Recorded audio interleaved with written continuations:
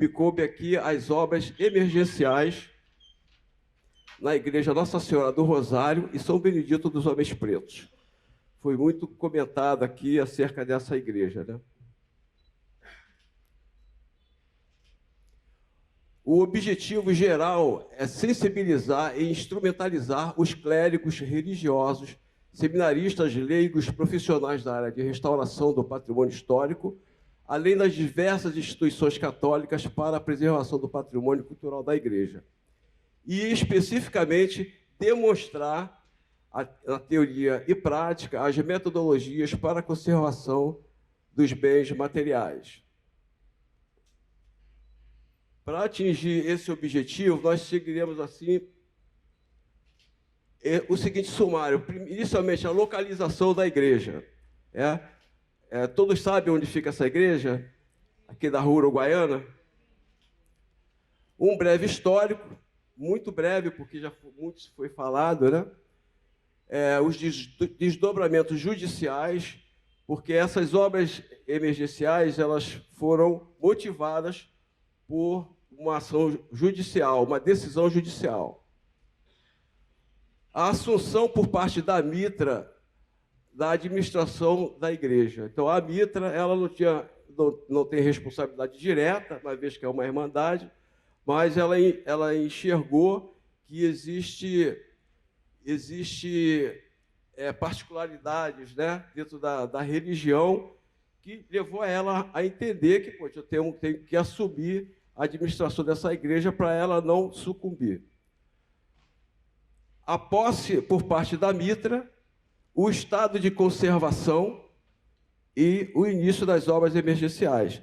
Então, como o nome diz, as obras emergenciais, elas não são as obras que aconteceram na igreja anterior, que o Francisco colocou aqui, né? Muitos detalhes de restauração, preocupação, profissionais específicos para resolver um problema específico de um bem tombado. Essa igreja ela teve obras emergenciais, porque ela estava fechada, ela foi fechada pela justiça, porque chovia lá dentro e existia um risco muito grande de ela pegar fogo de novo, né?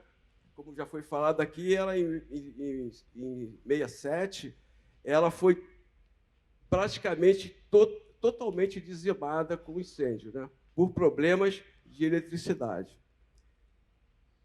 Eu acredito que o juízo, verificando isso, lendo os autos, pensou, vai pegar fogo de novo, então vamos fechar a igreja. Então a igreja foi fechada. Aqui eu coloquei essa pintura que nós encontramos lá na igreja, apenas dentro daquele objetivo que é sensibilizar. E realmente uma pintura sempre sensibiliza, né? A gente observa a Rua Uruguaiana do jeito que está, sem ninguém, uma pintura à noite, nos leva a sonhar, né? Me lembro quando nós iniciamos o trabalho lá na igreja, fiz um relatório para o padre Edmar levar para o Dorani, para ele verificar as ações, as ideias dele para colocar na igreja. Dorani, quando olhou essa foto, segundo o padre Edmar, ele olhou assim, nossa senhora, essa igreja não podia ficar assim, desse jeito. Então, é uma foto, é uma pintura que realmente nos coloca a pensar, né? Hoje, essa rua está toda tomada do comércio ambulante, muita confusão, os camelôs, o pessoal fixam suas barracas na fachada da igreja. Ali, no lado esquerdo, tinha uma barbearia clandestina, horrível. Então, e a importância dessa igreja é tão grande, mas tão grande na nossa história, que é uma pena, assim, entristece. Então, que essa imagem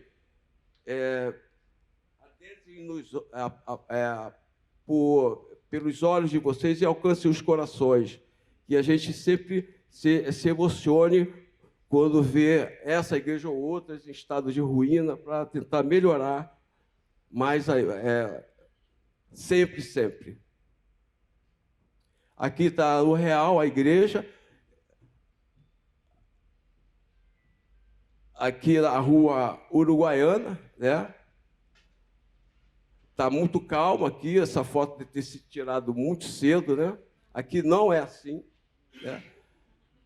Aqui, da lateral esquerda, a Praça Monte Castelo, também não é assim, é uma correria, muito comércio. Aqui do lado direito, ela é um pouco mais calma, na Rua Reitor Azevedo.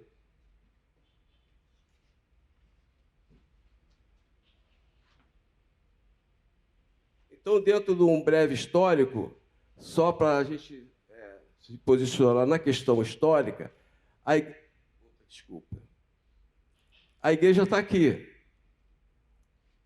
Rua do Rosário, né?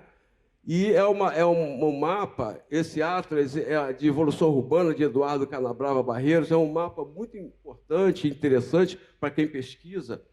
Ele desde 1565, ele desenvolve, apresenta mapas de 50 e 50 anos e acompanha com detalhes a evolução urbana da cidade, né?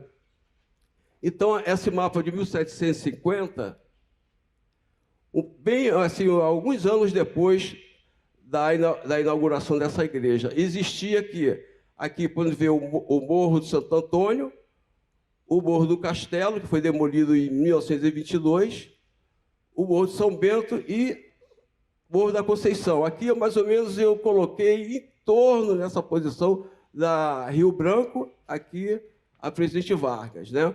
Aqui, logo próximo à igreja, nesse ponto, existia um muro que é de proteção da cidade, né?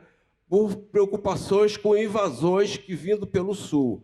Logicamente, por aqui, em vermelho, nós tínhamos muitos fortes de proteção da cidade. Ela aqui, nesse período, tinha algumas ruas já prontas, né? Já com casas, e atrás do muro, aqui, nós tínhamos muito mangue, né? Esses mangues aqui redundaram hoje, hoje nós conhecemos o canal do mangue, né? Então, essa, mais ou menos, é a posição da igreja em 1750, que já existia. Ela surgiu da junção da Irmandade Nossa Senhora do Rosário e a Confraria de São Benedito, 1640 e 39 do Rosário. Elas se fundiram numa irmandade, a Irmandade Nossa Senhora do Rosário e São Benedito dos Homens Pretos. Em 1693, a Francisca Ponte, uma devota, doou terras na rua, então, Rua da Vala, hoje é a Rua Uruguaiana. A pedra fundamental, 1708, inauguração 1725, 1737 a 1808, ela foi catedral da cidade. Daí a importância dessa igreja, né? 70 anos. De 1808 a 1825, Senado da Câmara. E ela foi a primeira igreja a ser visitada por Dom João VI, quando chegou aqui no Brasil, agradecendo o sucesso da vitória, né? Pelo menos não sucumbiram no mar, né, os navios, né? Em 1822, no dia do fico, partiu do consistório dessa igreja, porque lá era o Senado, a carta, o documento para pedir, antes ela foi lida da sacada do consistório, para pedir que Dom Pedro ficasse no Brasil. Partiu do consistório dessa igreja. Lá de 1830 a 1861, a academia funcionou a Imperial Academia de Medicina. Em 1862, a Rua da Vala se transformou em Rua Uruguaiana, né? Porque próximo aqui, em 1862, Guerra do Paraguai, houve o cerco da Uruguaiana, e nesse período, então, trocaram o nome, colocaram pedras, e essa rua ficou mais importante. Nela, essa aqui é importante registrar, né? Nela encontra-se a origem do sincretismo religioso dos cultos afro-brasileiros, primeiro local a ser visitado por Dom João VI. Destacados membros da comunidade de negros e pardos construíram a Irmandade na época colonial, como o escultor e urbanista Mestre Valentim, o maior artista da cidade do século XVIII, e ainda o compositor e regente padre José Maurício Garcia, diretor musical, que também foi aqui da antiga Sé. Negro, né, pardo, né? O centro mais ativo dos movimentos abolicionistas, que teve participação Joaquim Nabuco e John Glenn. Sua sacristia foi transformada em câmara ardente quando da morte do líder abolicionista José do Patrocínio. E com os restos mortais posteriormente transferidos para Petrópolis, a princesa Isabel e Codidê tiveram seus corpos revelados em seu interior. Existe registro disso. E, atualmente, aqui, o coronel Ricardo, da assessoria cultural, nós, a partir de um mês atrás, né, coronel, o militar negro, André Rebouças, ele foi, me perdoa, foi colocado lá, ele está registrado como nosso representante, com denominação histórica do agrupamento. Ele era o primeiro militar negro da história do Exército Brasileiro. Me desculpem. Aqui, continuando, em 67, a Igreja Nossa Senhora do Rosário, ela foi totalmente dizimada por incêndio, né? Você pode verificar aqui que ela acabou, o telhado todo foi destruído. E aqui mostra fotografia de como ela era, né? Uma rica talha policromada, as clarabóias com rico trabalho, uma iconografia muito grande de motivos litúrgicos. Todo esse material, toda essa ornamentação foi destruída no incêndio, né? Incêndio por problemas de instalações elétricas. Somente a fachada foi mantida lá na frente. Ó, aqui as duas torres e a portada da fachada, porque foi toda ela, como foi em 67, o período do modernismo forte no Brasil, ela foi totalmente modificada. Não se pôde recuperar, sobre a questão do falso histórico, não se pôde recuperar toda essa talha. Então, Lúcio Costa, com o novo projeto, um risco modernista, ele fez em concreto armado, ele projetou em concreto armado. Ela ficou linda, ficou muito linda, mas aqui um pensamento meu, sob o argumento de se deixar marcada a intervenção à igreja como representante do patrimônio histórico e cultural, dentro do meu entendimento, não obstante a beleza, perde em muito, não obstante bela, perde muito a sua beleza anterior, quando se apresenta desprovida de toda a talha policromada. Ela tem uma beleza específica do risco modernista, mas perdeu todo aquele trabalho, né, maravilhoso de talha policromada que vimos na imagem anterior. Com todo esse valor histórico e beleza, ela foi tombada em 1938. Foi uma das primeiras igrejas, né, dos livros históricos e de belas artes. E tem um registro aqui da importância dessa igreja, né? Ela foi registrada no inventário dos lugares de memória do tráfico atlântico de escravos, e da história dos africanos escravizados no Brasil, coordenado pelo Laboratório de História Oral e Imagem da Universidade Federal Fluminense, em parceria com o Comitê Científico Internacional do projeto da Unesco, Rota de Escravo, Resistência, Herança e Liberdade, que reúne 100 lugares de memória espalhados pelo território nacional. Então, quem passa em frente à igreja não imagina a importância dela, né? Padre Edmar pensa em montar ali, depois das obras do arquiteto do Astorga, e depois que a segunda fase de restauração, montar um centro de peregrinação, um centro de estudos. E hoje a igreja ela não funciona assim, né? Ela está funcionando por conta dessa decisão judicial, mas ainda falta muito a fazer. Essa igreja ela foi fechada, né? Como estava comentando, numa ação por danos no complexo. O Ministério Público, então, por meio de uma ação civil pública, o juiz, em 2017, o juízo determina a apresentação do plano de prevenção contra incêndio e pânico, que não existia. Em 2018, o juízo defere a interdição da igreja, fechou literalmente a igreja, né? E em 2018, né? Em 2020, o requerimento da Mitra para ingresso como assistente simples. A Mitra entende que há identidade de missões entre ela e a Ré, pela entidade, por ser uma entidade religiosa, o fé católica, evangelização e ações sociais.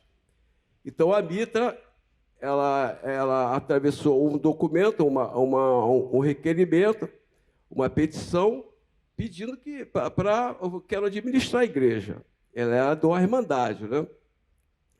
E em 2020, então, em março de 2020, foi deferido esse pedido.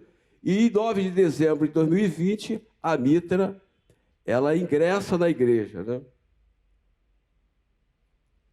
A decisão, me permita ler a decisão. Decisão judicial, juízo da 23ª Vara Federal do Rio de Janeiro. Defiro a Mitra a administração do complexo da Igreja Nossa Senhora do Rosário e São Benedito dos Homens Pretos. A princípio, por um período não inferior a 2 anos, que pode ser renovado, no qual buscará recursos junto à iniciativa privada para a realização do projeto básico. Isso é uma fase. E a seguir, a regularização de obras emergenciais, para minimamente enfrentar o problema de infiltração e da parte elétrica.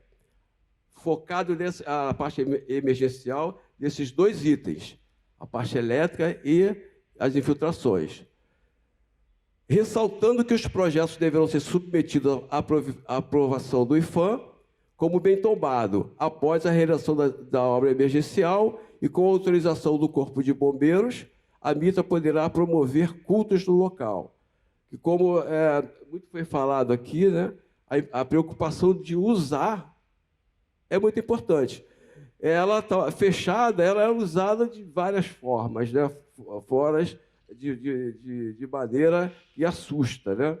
Ali um local muito problemático, né, nesse sentido, né? Então, aqui no dia 9 de dezembro, a Comissão de Preservação do Patrimônio,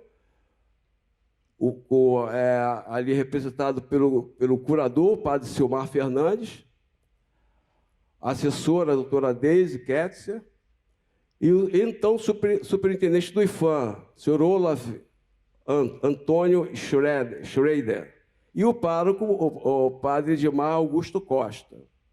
Então, essa equipe aqui estava lá e foi tomado posse e colocado na porta da igreja aqui o documento, aquela petição, demarcando, a partir daquele momento, a posse da Mitra para reviver a igreja. Então, as condições do templo, quando nós chegamos à igreja. Então, verificamos flagrantes riscos de curto-circuito, de infiltrações generalizadas, luz cortada, não tinha luz, tudo apagado, tudo escuro, água cortada, muita sujeira, material quebrado, salas fechadas, sem chave e danos às instalações hidrossanitárias. Aqui eu coloquei destacado, era o uso indevido da igreja, era assustador. Estacionamento de veículos eram atividades que levavam lucro para muitas pessoas do entorno, que tinham, de uma forma ou outra, a chave da igreja. Então, eles usavam comercialmente a igreja. Depósito ambulante, alugavam lá para guardar barraquinhas, serralheria, oficina, academia de ginástica, preparo de quentinhas, que tinha botijão de gás, ali o Francisco falou hoje do perigo, né? Botijão de gás, o uso indevido, além onde a gente passava, pulava, me perdoe, um rato, uma barata.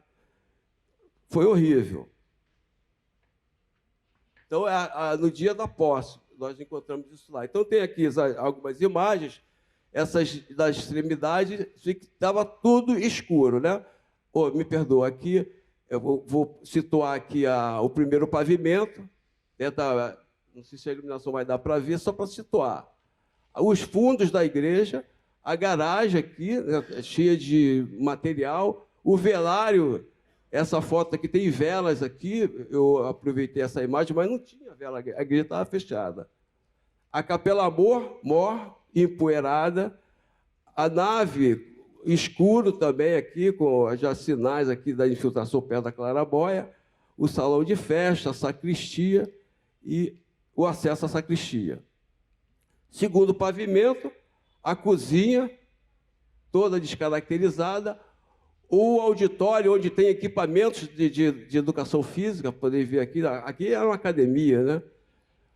O acesso à reitoria, com os problemas aqui de infiltração, a sala de apoio ao museu, o coro, o consistório, que estava um pouquinho melhor, mas tudo apagado, o museu e a biblioteca. No terraço de cobertura, tem aqui do lado esquerdo, nesse verso aqui, a caminho da torre, essas imagens de cima. Está aqui a vegetação invadindo no dia da visita, né? O telhado da nave, aqui a torre. Do lado direito, o outro canto também, muito lixo, né? A vista daqui para a torre, nessa posição, e aqui a torre. Aos fundos, a Capela Mor, muito prejudicada, porque aqui atrás existe um prédio muito colado. Então, jogam de tudo lá, né? Seringas. E essas telhas muito frágeis, qualquer coisa que se joga, tipo, quando fala assim, igual chapa de carro atual, né? Você faz assim, ó, o para-choque recolhe de medo, de tão frágil que é. Né? Então, essas telhas, se você olha para ela, ela quebra, né? Porque ela é muito frágil, né? Aqui, o uso inadequado do acúmulo de lixo. Garagem, estacionamento de veículos, lixo, barraquinhas, tudo é aluguel. Querem guardar barraquinha? Guarda aqui, paga tanto. Academia de ginástica, a cozinha, aqui de apoio ao salão de festas, um preparo de quentinhas. Eles vendiam quentinha lá fora. Preparava aqui, tinha bujão de gás e vendia lá fora. As instalações elétricas. Então, aqui do verso, a igreja toda escura, né? Lá na ausência de medidor na torre, não tinha medidor. Ou levaram, foi a Light que levou, não tinha. Aqui, dessa imagem, a fiação, os cabos da Light estavam cortados lá na base do alicerce da igreja. Eu ouvi relatos de que dessa torre, à direita, teve uma festa rave. Festa rave.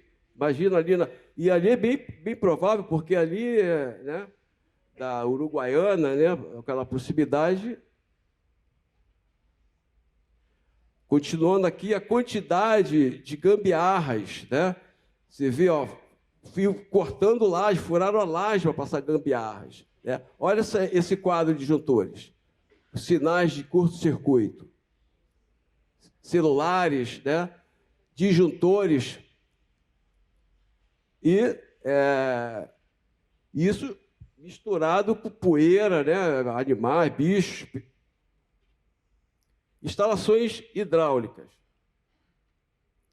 Esse é o estado. Aqui existe um medidor, mas ele estava apartado do sistema.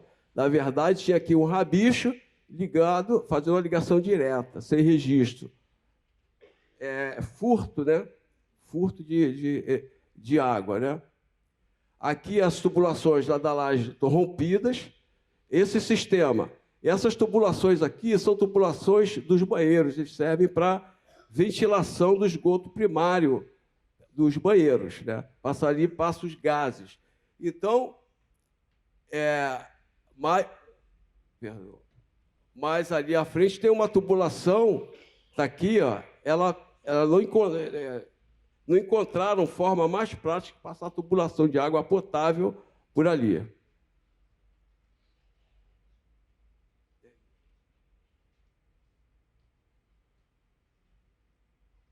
Infiltrações generalizadas. Estou aqui o telhado, eu tive uma tomada, uma imagem de Google do telhado. Esses pontos em azul são os pontos onde havia problemas de infiltração, né? Esse telhado aqui na Claraboia, né? E em 2010, quando eu estive lá, para fazer um levantamento de avaliação dessa igreja, ela tinha sofrido recentemente uma reparação do telhado pelo IPHAN. Aí depois eu não sei qual foi o caminho, mas podemos verificar que esses telhados, essas duas panos aqui, essas duas águas, são telhado antigo. Então, aqui, passando para o pavimento imediatamente abaixo, os pontos onde tinha a infiltração.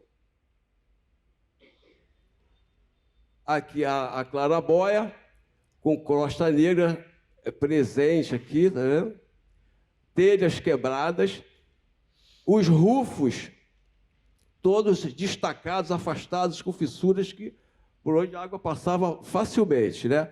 Calhas externas todas entupidas, né? Os rufos, essa proteção mecânica da escada, comprometendo aqui na altura do arco cruzeiro, que é a região, é a interface entre a capela-mor e a nave. Então, esse trecho aqui, a água infiltrava, passava com facilidade lá para o andar de baixo. A claraboia, da altura das calhas, a claraboia aqui em cima, essa parede aqui no couro, a interface, né, aqui o arco cruzeiro, os sinais de infiltração advindas do telhado. E nessas imagens aqui de baixo, uma umidade ascendente, que ainda tem que se fazer uma pesquisa. Já fizemos contato com as concessionárias para ver de quem é a responsabilidade, porque essa parede aqui, ela não é uma parede hidráulica, não tem tubulação passando. De onde vem essa água? Não é do teto, é ascendente, talvez pelas chuvas, né? Isso é um problema que tem que se resolver. O museu, todo comprometido. Aqui naquelas salas, na lateral esquerda da igreja, toda comprometida com as infiltrações. E as obras emergenciais, o que nós fizemos? Realmente foram obras emergenciais. Não existe, aqui não vamos ver fotos de especiais, com profissionais especialistas em restauro, aqui é obras emergenciais mesmo. Você está na sua casa, vazou, vamos lá botar uma argamassa, vamos trocar uma telha. Esse foi o trabalho, para a igreja voltar a funcionar. Então foram aqui mantas, porque telhas, não existiam telhas, e não tinha dinheiro para isso. Isso aqui é importante, não existia dinheiro para isso. Foram doações. Então, e a igreja tinha que funcionar, tinha um prazo. Então, mantas e emendas de telhas, porque não tinha telha para trocar, não tinha dinheiro para comprar. Então, argamassa, fixação de telhas, os rufos. Somente nos rufos nós passávamos o impermeabilizante, que não tinha como passar em todas as telhas impermeabilizantes. Até porque tinha muita telha rompida, ela fragilizada, né? Em alguns pontos no arco cruzeiro, nós colocamos aqui o tratamento com tela de poliéster. Aqui fiz um corte, que, como falou o Astorga hoje, muitas vezes a gente descobre, na intervenção, outras partes da igreja. Abaixo do telhado existia uma calha. Quem está de fora não percebe que tinha uma calha. Essa calha de um lado e de outro. Com corte vertical, a gente verificou. Dessa calha, nós tiramos quase 2 toneladas de entulho. Porque, como aconteceu lá em São Cristóvão, as pessoas iam fazendo as obras e iam largando o entulho lá. Porque cobriu, ninguém está vendo, né? E é mais barato, porque não paga o quê? Remoção. Está aqui a calha, é uma calha, parte do entulho, né? E são as visitas abertas. A clarabóia, a estrutura em alumínio, ela estava solta, estava sem estanqueidade. Então, toda a água que batia aqui ia para o centro da igreja. O padre Edmar disse que quantas vezes celebrou missa em dia de chuva e as pessoas se afastando porque chovia dentro da nave. Então, fizemos um trabalho de limpeza, porque é fibra de vidro, e sofreu ação no ferrugem dessa tela. Então, ela ficou enegrecida e tivemos que lavar para melhorar a iluminação natural da igreja. A recuperação da argamassa, né? Você vê que tudo trabalho assim, muito rápido, né? Aqui é a proteção mecânica da escada, recuperado, né? Os rufos. A instalação elétrica, foi contratada uma empresa para fazer a revisão de toda a parte interna que ia ligado às missas para ela poder abrir. Então, foi feito esse laudo, foi feita uma revisão e foi reposto o padrão novo para restabelecer a iluminação da igreja. Aqui, junto ao Corpo de Bombeiro, também foi, por meio do termo de ajuste de conduta, contratamos também uma empresa para ver o plano de prevenção de incêndio e pânico. Foram colocadas as luzes de emergência, as placas de iluminação, extintores. Aqui, a barbearia clandestina, ela foi retirada pela a Secretaria de Ordem Pública, né, com o aparato policial. Isso foi uma vitória, né? E tudo com o quê? Doações. Doações. Um pequeno e grandioso altar. É muito emocionante verificar que essa igreja tinha que ser aberta, né? Os fiéis passavam, choravam de ver a igreja, e não como está hoje, né? E de ver essa igreja aberta, né? Como diz o padre Edmar, é um hospital espiritual, e estava faltando isso para a população. Aqui, a igreja ficou dessa forma. Essa imagem, durante o dia, é durante a noite, com a instalação elétrica restabelecida, os vazamentos das abóbadas, do arco cruzeiro, lá na Capela Mor, todos estanques. E até hoje não chove. Tivemos chuvas muito fortes nesses últimos meses e não chove. Por quê? Estamos lá diariamente olhando, conferindo e até sofrer a nova restauração. Isso é o quê? É o que deveria acontecer à maioria das igrejas, dos prédios históricos. A visita periódica para se antecipar o problema e não se gastar rios de dinheiro.